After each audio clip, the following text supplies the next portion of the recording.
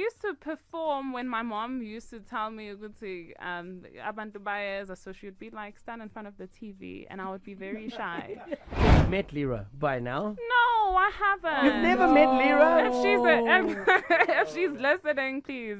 But like, I wish we'd known that. We could have made that happen somehow. Yes, and I've messaged her before. Can someone please And she tell just her? blue ticks you. No, she didn't. Someone told me that you lied to Sanel.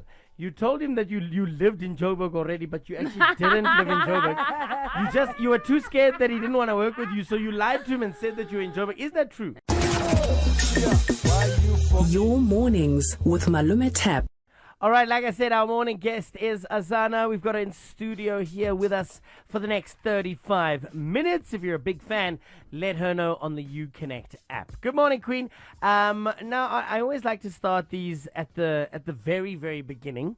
And we do some research. But I've got a question regarding, your early days and how you were shaped by music. Someone said to me your grandparents had something to do with your musical talent and your love for music. Can you tell me about that?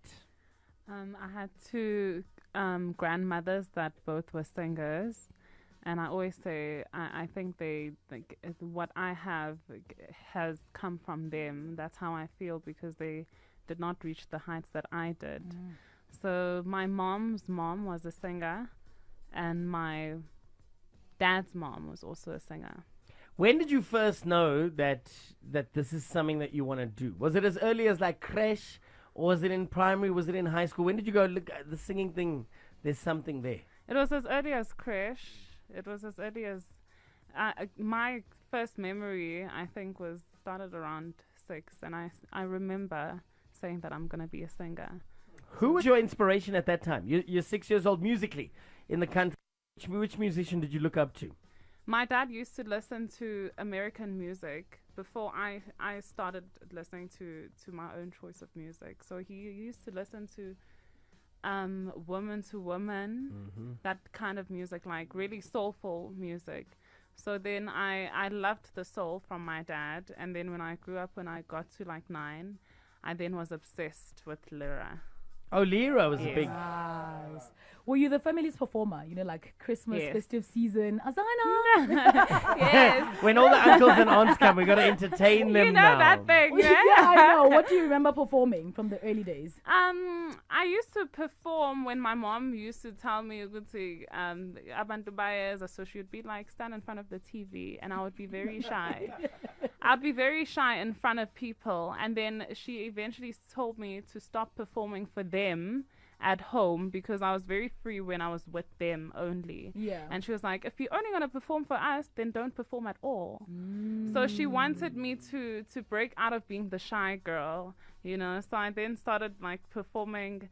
About 2009 is the year to shine. Makhosazana Masango. And I was 9 that time. Wow. And I loved Lira so much. Yeah. Have you? I'm sure you've met Lira by now. No, I haven't. You've never met Lira? If she's listening, please. But like, I wish we'd known that. We could have made that happen somehow. Yes, and I've messaged her before. Can someone please and she tell just her? blue ticks you. No, she didn't. I'm sure she's a very busy lady. It didn't even go to blue tick. You know what? I once found myself on the wrong side of the law, Azana, and they took me to the holding cells, and I had to spend a night in the holding cells, right? Really? Which is a scary experience, because now, like, I felt like I'm here with real criminals in this cell. Like, I was just speeding, and now I'm in the cells, but there's guys, and they had to sleep, and they bring you the mattresses. And when the guys found out that I work in radio, there was this one guy, he was in there for armed robbery. He loved Lira. He came to me and he's like, I like Lira. So he put his blanket next to me. He thought like I'm friends with Lira or something. And then like you're trying to fall asleep and he whispers in my ear. He's like, you must tell Lira I like her. You are lying. So you know what? If I can pass on a message for an armed robber, I'll pass on a message for you as well. Aww. I'd love a collaboration. Anyone else would like to see that kind of collaboration? Definitely. Yeah. Definitely. So you started recording really young. I mean, Yes. even if it was stuff that you didn't put out like 14, 15. Yes. But when did it get really serious? Was it when you were in varsity or in res? Is that when you started to like really start performing? I think spiritually for me, it started being serious to me. And I wasn't aware that it wasn't like a proper studio. But at 14, I took my work very seriously when it came to recording. And this was writing also. Like, were you writing or you were I was recording learning covers? how to write music. I was learning how to write poetry properly, how to record in a studio. And then it dawned on me that it's actually getting really serious when I was 19 and I got to Johannesburg. And I got to record in a really proper studio that has a working mic that works very well. Yeah. And then I heard my A voice working mic, yeah. Yes, and it came out of, and the music came out of a speaker that sounded clean. That's when I was like, oh my Not playing it on the gosh. phone after having Yes. recorded it on the phone as well. Yes. Azana Higher. This one right here was done by Night SA. We were having a quick chat off air. Is it safe to say that this is your most remixed song? Yes. Definitely. And how many of these remixes are you aware of before the time? Oh my gosh. Oh my word. I've listened to quite a few on the internet, and then I wanted to choose the one that I would release with. Like the person that I chose was K-Night SA. And a couple of more people I liked, but this one was my favorite. This one is. Look, I love the original, and I gotta tell you, the original got me through one of the most difficult times of my life. You know, we were post-COVID. I was going through a divorce. I was severely depressed, and this song was one of those things that lifted me. Now, it'll mean something different for each person. You know, you take me higher, but I gotta thank you for that. What was going through your mind or your life at the time when you wrote this? Wow, it's so interesting because when I was writing the song, I was also going through the most. I don't think that there's ever been a period in my life where I was actually that depressed. Because when I was doing it that year, I was at my lowest in my life emotionally. So I think even the people, I was saying that music is energy and people can really feel how you, no matter what you're saying, the way that you say it, people really feel it. You can tell if someone was about to cry when they were saying something. And so that's why you feel those emotions, because you're feeling the energy that I actually was also feeling. That's why it touches that part of your brain, because I was feeling that too. And so that's why music is so energetic. It's an energy transmission. So yeah. Well, thank you for that transmission. And I don't mean by transmitting your depression, just the emotions attached to it.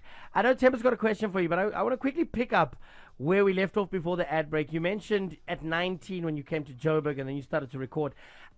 We know that you worked with Sanel, right? Sanel, musician, played a big role in that original, sort of release of tracks that you put out. Someone told me that you lied to Sanel. You told him that you lived in Joburg already, but you actually didn't live in Joburg. You were too scared that he didn't want to work with you, so you lied to him and said that you were in Joburg. Is that true? Sometimes you have to do what you have to do to make things easier. So it was such an innocent lie. Like, I know that, like, if something seems too far-fetched, even people postpone it with time. So if you keep saying that you're going to meet for dinner and you say in 2 weeks, I promise you, my chances of it happening is so slim. That's slim, yeah. So if you keep saying in 2 weeks or next week Friday, 7 more days left, Next you're like, next week Wednesday. So when he asked me where I was, I immediately... Because you knew that you would get to Joburg when he needed you there. I immediately booked a bus to Johannesburg and I said I'm at my friend's place. That time, I'm not telling anyone about this, and I'm like, I'm going to meet Sana. You felt it. You knew something good was coming out. Yes, so and so, yeah, that's how it happened. But it's such an innocent lie. Like, it's not like a... Okay, we get it, girl. It's an Sometimes innocent you need lie. to lie to get right here, my sister. He's got the higher track. I've got Sigedel. I was telling you off air. I think that got me through a period as well. Wow. And it's such a spiritual experience when you listen to that song. And I'll use the word spiritual again because you had mentioned it. You said at age 14 you had made a spiritual admission almost to yourself, like, you know, I'm gonna take this seriously. And we take abokoko back good. You see where I'm going with it. Yes. Do you think there's added pressure on you because you know you've got this gift on you? I think I've given myself pressure because of how much I love what I do and I don't want to fail at it. And also, like, I think the pressure is filled with love at the same time because I love making music. I'm always making music. It makes me happy. Music loves you And too. I don't want to. That's why we do the things that we do as musicians. That's why I have a camera person here, because I want the music to reach to people. I don't want it to fail. So it's different making music just because I love music and not being full on with it, with the things that you're supposed to do, then actually like being full on with it, I don't want it to fail, you know? So that's why I feel like I've given myself so much pressure when it comes to my music. I just wanted to always give back to me as well. Are you your own biggest critic? I know that's the case with a lot of musicians. I live inside my head. I am myself. And I'm always having conversations with myself. So definitely when I woke up today and I fixed my hair, I criticized myself first before anyone. So definitely I am my biggest critic.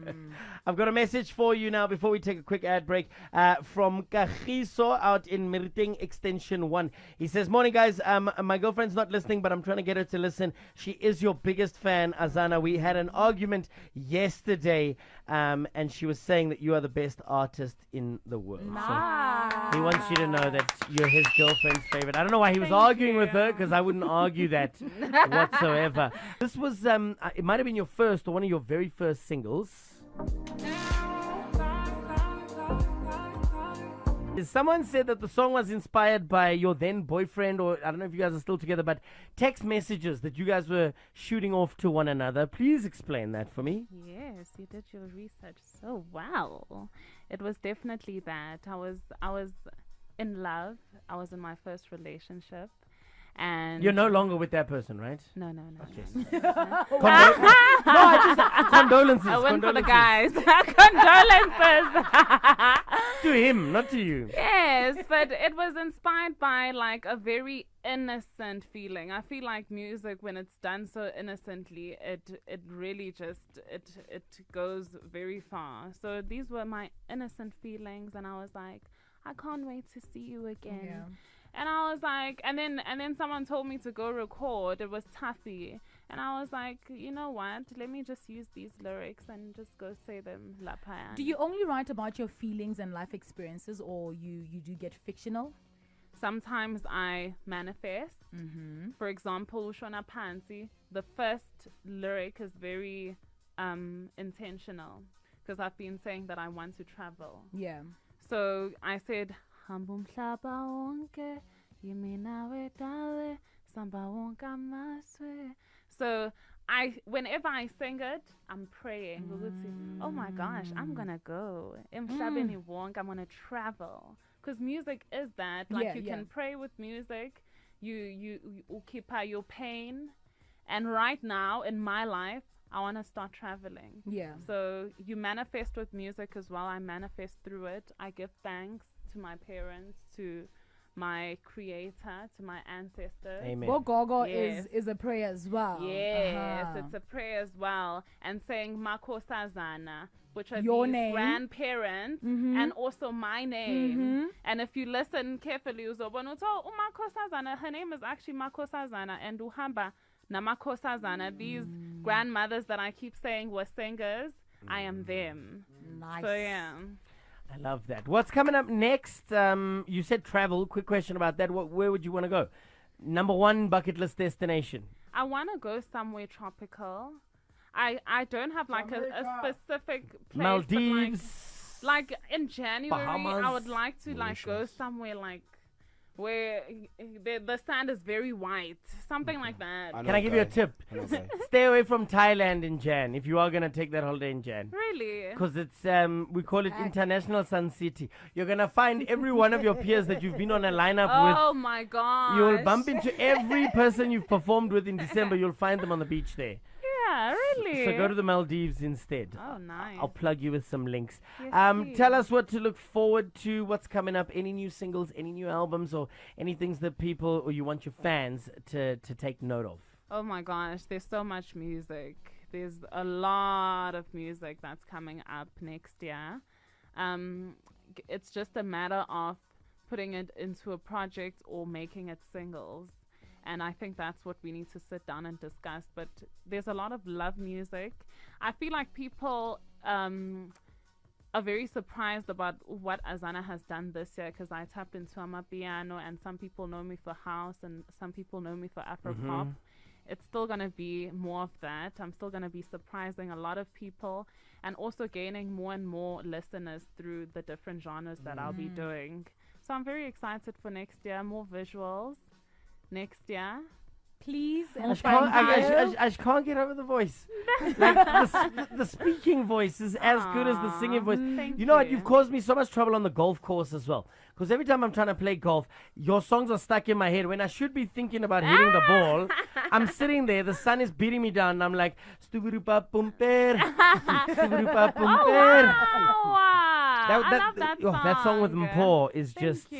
everything. Thank you so much for coming through. I wish we had another hour to hang out with you. And hopefully we'll be able to catch up at one of your gigs this December. Yeah. Check her out on the socials and add those gigs to your calendar. You definitely want to add a live performance to your 2024.